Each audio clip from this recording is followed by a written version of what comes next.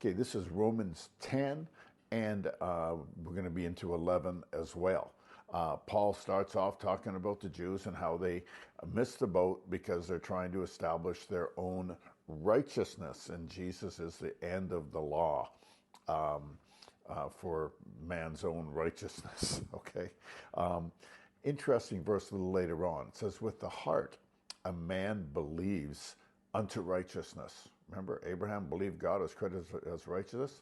It says, and then with the tongue, confession is made unto salvation. Righteousness and salvation is kind of two different things. Okay, when a person hears the gospel and they believe it, righteousness is imputed to them. They're sealed with the Holy Spirit of promise. Okay, what is it over? No, they need to confess their way into salvation. Pray, confess, believe God. Okay, and move forward, move on to perfection, if you like.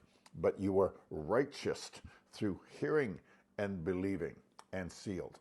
Okay, Romans 11, Paul starts off, and here's the big question. Has God cast aside his people, the Jewish people? Has he? Okay, is he done with them? Hey, finished. Yeah, you missed it. You didn't receive me. You guys are done. No, God forbid, not the case. Okay, you want me to repeat that? Because a lot of people seem to think that they're replaced. They're not replaced, okay, with the church or something. Okay, they're not in covenant with God.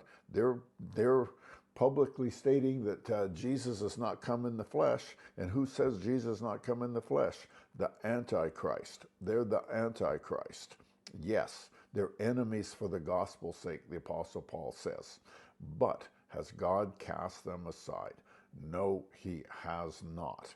Okay, they are what you call blinded in part. You remember those scales fell from Paul's eyes? Okay, something like scales.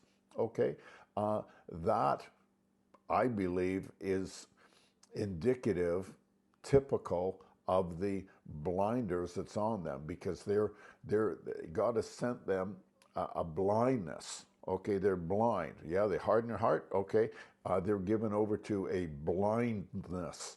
Okay, and they cannot see the light of the gospel. That will be removed when the fullness of the Gentiles comes in.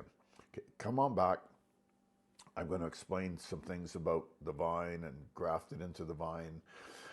And remember, Jesus, I'm the vine, you're the branches. Think about these things, okay? These are good things to think about instead of the Super Bowl game that's on tomorrow. Okay.